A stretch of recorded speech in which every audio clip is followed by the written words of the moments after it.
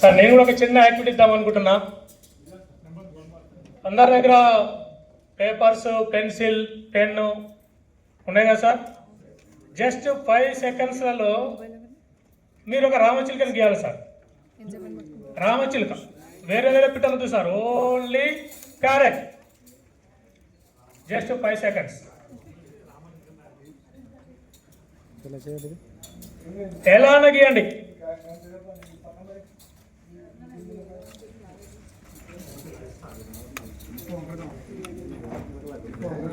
Only parrot. Okay, Arvind sir దగ్గర అప్పుడే ఇంకా డన్ డన్ డన్ సార్. అయిపోయిందా? ఓకే సార్, టేబుల్ వైజ్గా సార్ ఒక్కసారి మీ ప్యారెట్ చూపించండి సార్. ఒకసారి చూడండి సార్. సార్ ప్యారెట్ గీసి ఒకసారి చూడండి. మీరు అబ్జర్వ్ చేయండి సార్. మీరు మీ దగ్గర ఉన్న ప్యారెట్ అయినా చూసుకోండి. మేము కలర్ లేవద్దురండి. సో ప్యారెట్,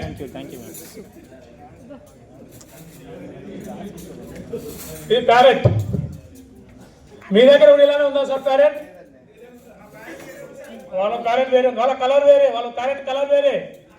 ఎందుకంటే అది గ్రీన్ కలర్లో లేదు, వేరే కలర్లోకి వెళ్ళిపోయింది సార్. ఇప్పుడు మనం చెప్పేది సార్ చిన్న యాక్టివిటీ, అందరం ఒక parrot గీయమన్నాము.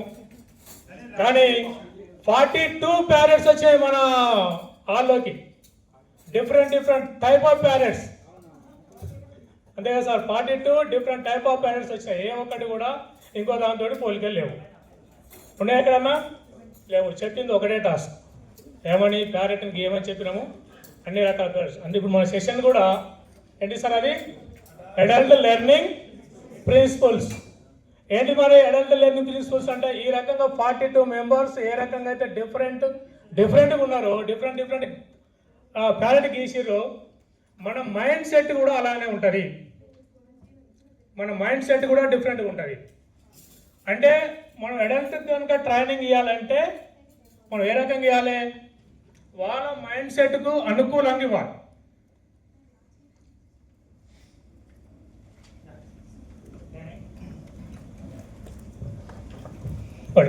Learning is the process of acquiring new facts, skills and attitudes. Sir me qualification చెప్పండి సార్.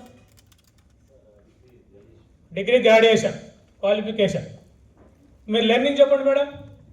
మీరు లెర్నింగ్